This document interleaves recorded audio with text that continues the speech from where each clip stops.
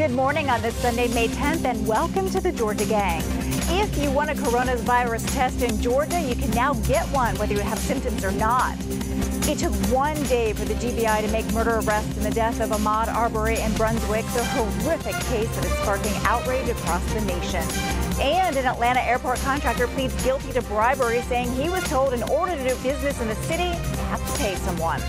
Darren, Phil, Janelle, and Kathy are joining us from their homes as we continue to keep our distance.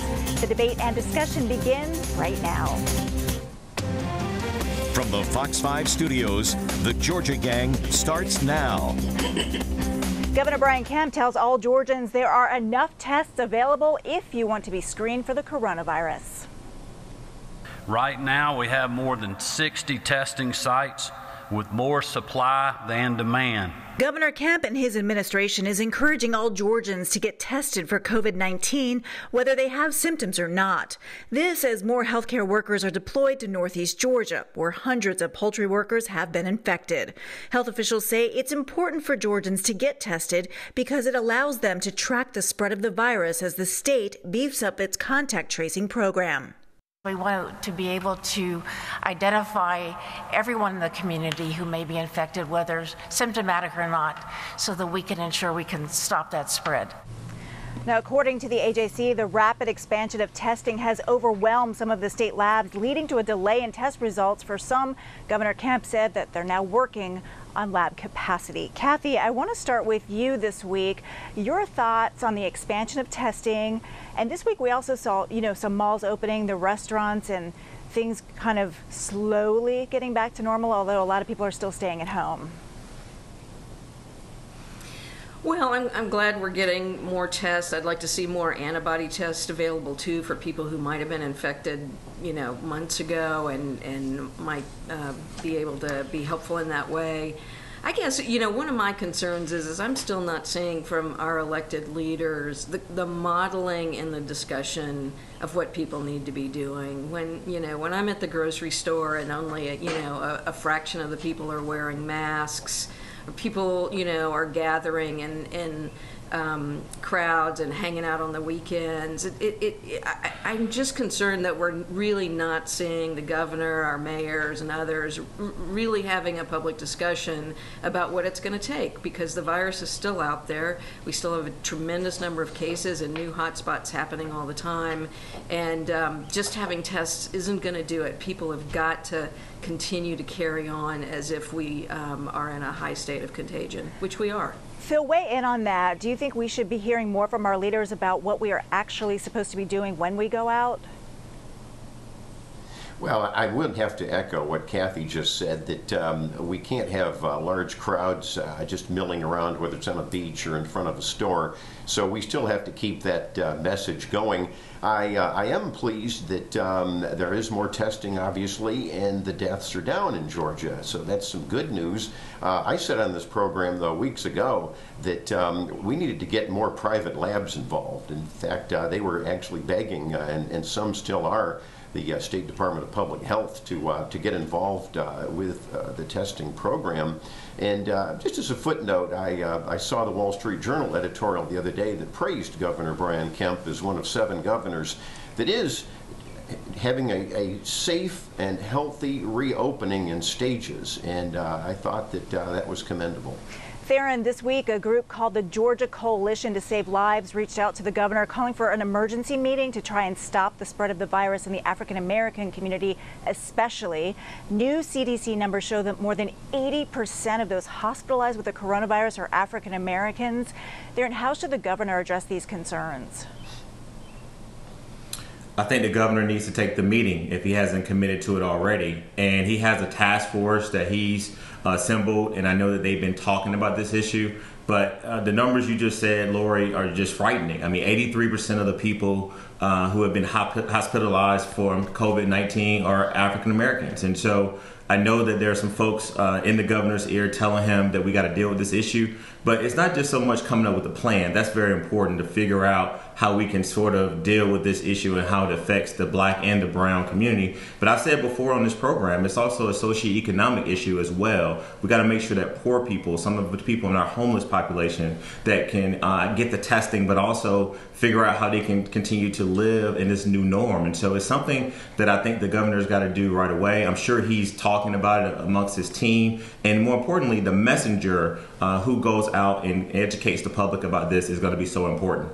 Janelle, what about these communities that are hit really hard? African Americans, the elderly in nursing homes, especially workers in these poultry plants. What can be done?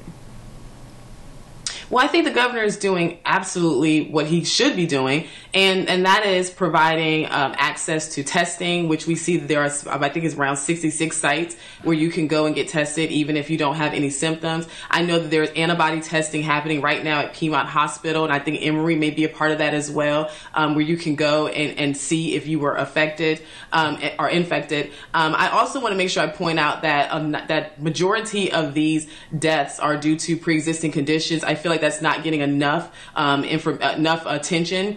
Yes, we do have to look at some of the disparities that are happening, but let's not forget what we can do in our own home, which is eating healthy, getting outside and walking around your neighborhood and exercising, and just making sure that you're in the best position possible should you be infected. But I also want to point out that we are now 29th, and where we were 46 on the list as it relates to testing. And that means that we're doing so much more. And while our testing is increasing, our infection rate is going down. And I think that's what it's all about, following the guidelines as well. I definitely would say that if you are a part of those number of people, and we're a part of the African American community, which I am, Darren is, I think that we need to make sure that we are following these guidelines and doing what is necessary. But I don't know what else we can ask of the governor. I mean, testing is already available. I mean, it's not too much more that we can ask. I think you bring up some really good points, that we hear so much about the negative numbers, the hospitalizations and the deaths. We don't really hear about people who are recovering and those numbers. Phil, I want to switch a little bit to the budget now, because some really depressing news when it comes to the state budget. State revenues in April dropped by about $1 billion, and look, may not be much better. This week, the university system announced furloughs. The lieutenant governor said he'll take a pay cut, as Governor Brian Kemp told all state agencies to cut across the board 14%. Wow. Well, wow is right. This is not that shocking. We knew it was going to be a hard hit, and the next month will be a hard hit too. Obviously, state government is responding. 14% cuts are going to really hurt in a lot of areas. It goes without saying, really. And I think the fact that the legislature needs to really reopen. We talked about this last week. They need to do a budget, number one. They've got 10 days left from their suspended 2020 session, and then they're going to have to come right back, in my opinion, in a special session to deal with this giant holes that are appearing. And we've got to keep, obviously, essential services going for the taxpayers of Georgia. Kathy, Georgia has a rainy day fund of almost $3 billion, but how much of this should the governor say that he can use now, because we still don't know what's down the road? Yeah, I think he's going to have to hold on to as much of that as he possibly can. I think we're in for years of financial shocks, and I think that, he can't decimate that all right now. And, I talked about this last week, he's really got to start thinking about the priorities. So when we think about 80% of the people who are hospitalized are African American, people who are poor, people who don't have insurance, and more people aren't having insurance. Then you look at things like expanding Medicaid so that you can address that and get reimbursements to hospitals and start getting money into that system. Thinking about the social safety nets, thinking about public education, and let's talk about eliminating these tax credits that are kind of favorite children of various legislators, and get that money flowing back into these priorities. Definitely tough to be a legislator right now. A lot of tough decisions coming up. Well, coming up, the GBI acts quickly in the shooting death of a 25-year-old African-American jogger, arresting a father and son for murder. We'll discuss straight ahead. Have a question or comment for the Georgia Gang? Email them at georgiagang@foxtv.com. Know that I can only tell you that when we got involved in the case, we look at what's available to us. If the video wasn't available to us, then we'd look at everything else. Whether or not we'd be at a point of probable cause, I don't know. That is GBI Director Vic Reynolds addressing the arrest of a father and son in the murder of a 25-year-old African-American man who police say was jogging in a Brunswick neighborhood. After 2 months, it took the release of a horrific video that resulted in those arrests. Darren, I want to start with you. It's hard to even put into words, but it's so sickening that it always takes a video to get action. And then you think about how many similar cases are out there where there is no video, so there is no justice for victims like Ahmaud Arbery. You know, Lori, thank you so much for coming to me first for obvious reasons. Lori, you know, I live in a 95% white neighborhood in Buckhead, and you've been to my house for a couple of events. And right next door to me is a house that's being built. And when I woke up on Friday morning, because, you know, we tape on May 8th, Ahmaud Arbery would have turned 26 years old. And so many people across this country ran for him this morning. But when I left my door, I saw 2 white women and 2 white men basically on this property with this unbuilt home. And what I did, Lori, I completed my run.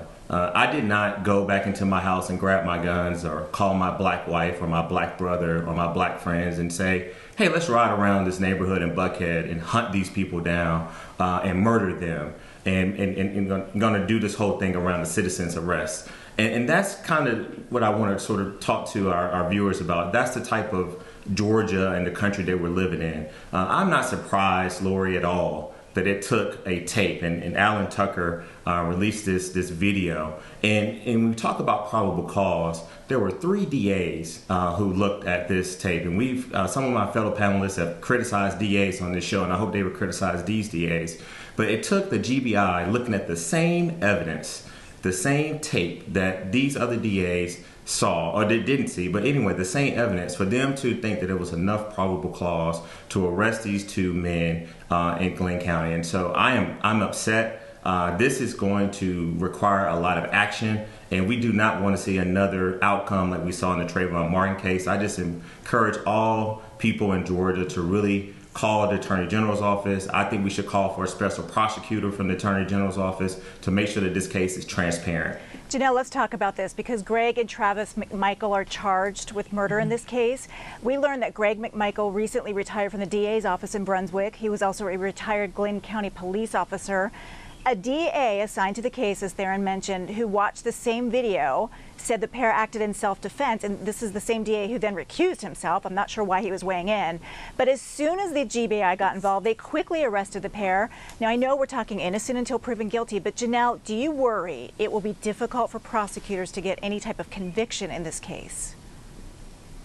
Well, that's a great question, Lori. And like Theron, this is something that is extremely personal to me. When I saw this, it felt like I was punched in the gut because I thought about my father, I thought about my brother, my husband, my stepson, and just so many other black men that are so important to me in my life. And I think that we have to take this seriously. But I want to say something as it relates to your point about whether or not we'll get to the next steps. In order to get to the next steps, we have to make sure that this is handled the absolute right way. And I will say that Director Reynolds is, you could check his record from Cobb County, that he is on this case. And I want to also make sure I reiterate that, you know, the governor has put his actions to this, and he has been up on this from the moment he saw this video and it became aware to him.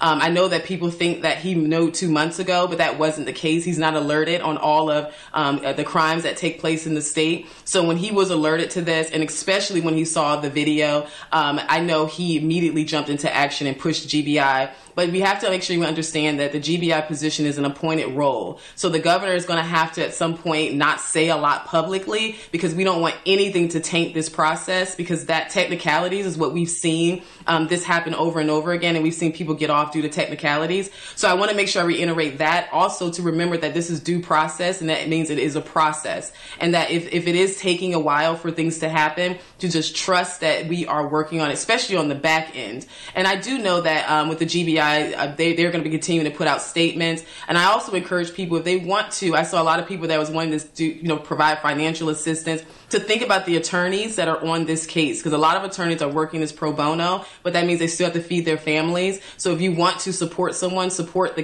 attorneys that are supporting the family on this case. But yes, I totally agree that we need to see something happen on this. It is really, really hurtful, and I'm personally making sure that I do what I can do on my end to also push for justice. Phil, I want to go to you because this case thrust. 1 minute, Kathy. This case really thrust Georgia into a negative spotlight when it comes to race. So Phil, weigh in here. Well, that's right. It's sad that the image of Georgia has been sullied because, like most Georgians and Americans, when I saw that video, I was shocked and upset. And, you know, as a former military police officer in the Army, I remember in my classes in ROTC about probable cause, and I think that would have been probable cause right there when you look at the video with the two armed men. And so I'm upset with the sheriff. The sheriff should have arrested those two men right away. That was back in February. And I agree with Theron. I'm very upset with these district attorneys. They're a disgrace to their office, two of them. You don't say that there's nothing to see here and then recuse yourself. That's what both of them did. Now there's a third DA that's doing it, and so I think that's a miscarriage right there. And finally, and I have to say that I'm glad the GBI got in, but here I might join with some of the liberal so-called social justice warriors, criminal justice warriors. I might join them and say, let's reform the law where the GBI can investigate itself. The state attorney general can investigate itself in a murder situation. You don't have to wait for a sheriff or a DA anywhere in 159 counties. Right now, the GBI couldn't get in. The state attorney general couldn't get in. So there's some reform that cries out. Kathy, I'm sorry to cut you off. Go ahead. Oh, no problem. It's hard when we're not in the same room. I think we should take this a step farther and move this case out of Glenn County. That, you know, to Phil's point, there have been so many people that have recused themselves from any responsibility in this case. It points to the fact this is a small, you know, population in this county. Lots of people know lots of people. I think the way we get closer to a fair trial is to take it out of Glenn County and put it somewhere where we can be a little bit more objective and let the full force of the justice system play out. All good points, panel. Thank you. And I think we could do an entire show on this disturbing case. Well, coming up, new developments in the federal investigation of Atlanta City Hall as an airport contractor pleads guilty to bribery. Stay tuned. Join the discussion on the Georgia Gang Facebook page and watch past episodes on the Georgia Gang YouTube channel. He said, in this city, you must have to pay somebody to get it. Otherwise, you'll never get it. In an interview with Fox 5's Dale Russell, airport contractor Hyatt Shadari was told in order to do business with the city, you had to pay someone. This week, he said he regretfully pleaded guilty to bribery. Kathy, as former city council president, I wanted to get your take on this because it's yet another guilty plea, another chapter in this ongoing saga. Well, gosh, you know, one thing I can say is I'm sorry that the courts have been shut down and slowed down because there is so much that the U.S. Attorney's Office is, you know, continuing to bring forward. We've got to get these trials started and get moving on this. I'm hoping that what we're seeing is still just a continuation of the previous administration and that you know, what has been happening we won't discover continuing to happen.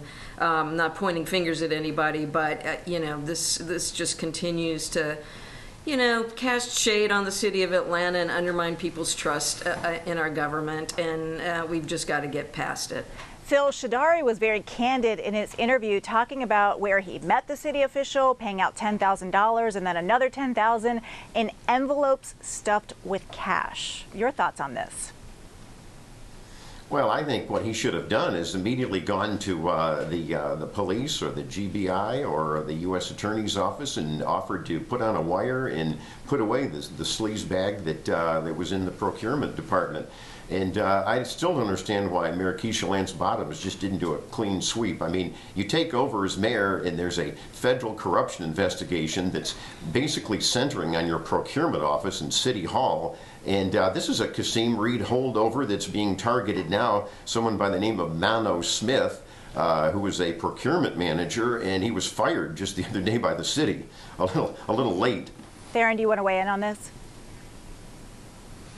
Listen, I think at the end of the day, this is not good for the city because there are people out here that do business the right way. They actually respond to requests for proposals. They bid and they compete competitively on this. And so it's definitely something that I know that the mayor is trying to move on from. But I agree with Kathy. I think that quickly we can get these trials underway and just get these bad people out of city government and move forward. Janelle, I want to get your thoughts on another investigation. This week, the AJC reported the GBI has opened a criminal investigation into Georgia Court of Appeals Court Judge Christian Coomer over his dealings with a former client who is 78 years old. That client says that Coomer took advantage of him. Now, this case involves hundreds of thousands of dollars. Janelle, Coomer denies all of these allegations, calling them outrageous, but some of these details are a little concerning.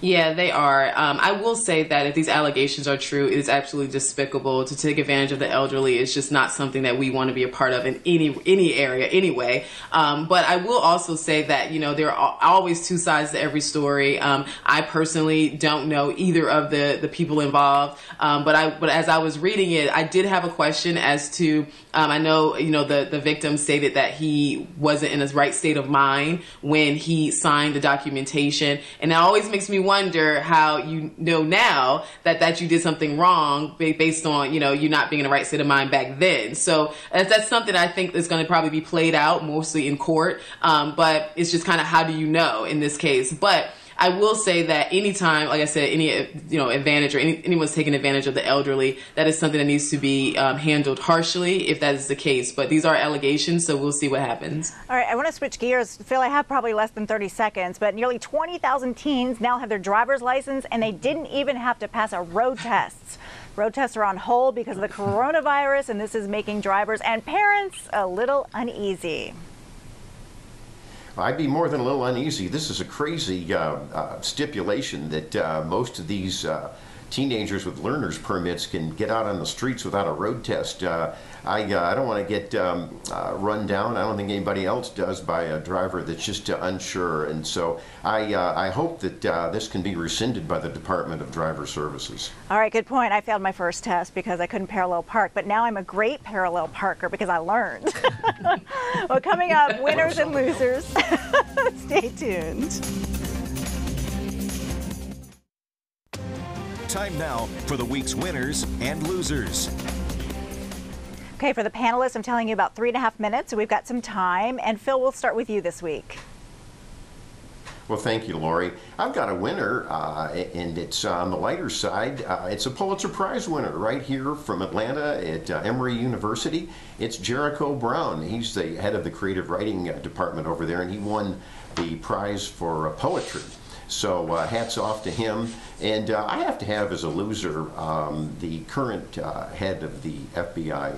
It's an Atlanta attorney who was appointed to be head of this law enforcement agency, the nation's largest, and it's taken a huge hit. There's a lot of dirty cops that are being exposed at the national level. Chris Wray was charged with cleaning up the FBI, and it has not been cleaned up, just if you watch the latest news, where it really was a hoax.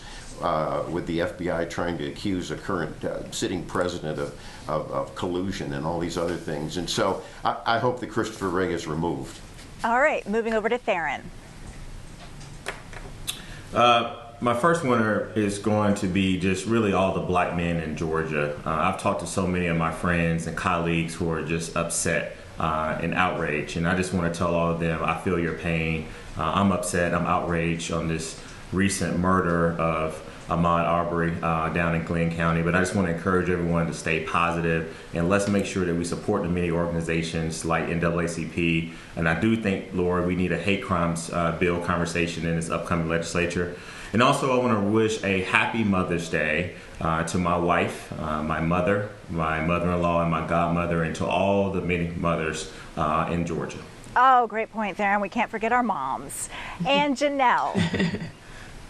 Yes, so definitely happy Mother's Day to all the moms out there. And I also want to make the governor my winner this week, as he directed the National Guard to start doing 3D printing to make more swabs. And that's what they did. As a result, we now have the 66 testing sites where you can get tested regardless of whether you have symptoms or not. So kudos to him for being proactive with that. And then my loser this week is Doug Collins. I don't know if it hasn't made big news because we had so many more pressing issues. However, he refused to support the President Trump's Drain the Swamp initiative to put in term limits. So he didn't sign the term limit pledge. For someone who firmly believes that term limits is something we need, I was a little upset about that. Instead, he went on the whole rant about why he opposes it. So he's my loser this week. All right, full disclosure, you are the honorary chairwoman of the Kelly Loeffler campaign. And Kathy, we have about less than a minute. Okay, well, listen, I got to shout out to my mom, Happy Mother's Day, Mom, and to my sister-in-law and my cousins who are moms. It's a good day for them. I want to just give a shout out to the Georgia Budget and Policy Institute. They've come forward with a proposal of priorities for the upcoming budget session. I hope people will take a look at it and communicate with their legislators. We need to have that discussion. And my loser is the Glenn County DA, Jackie Johnson. It's just not the Arbery case where she's failed to act. There have been others, and we can talk about those at another show. Thanks. All right, that's great. Well, my winner is Bill Clark, who's the former lobbyist for the Georgia Trial Lawyers Association. He was admitted to Emory St. Joseph's Hospital with COVID-19 and has made a recovery and is on the mend. So best wishes to you, and a happy Mother's Day to all of the mothers out there, especially the ones like me who are homeschooling. Thanks, everyone, and make it a great week. We'll see you next week.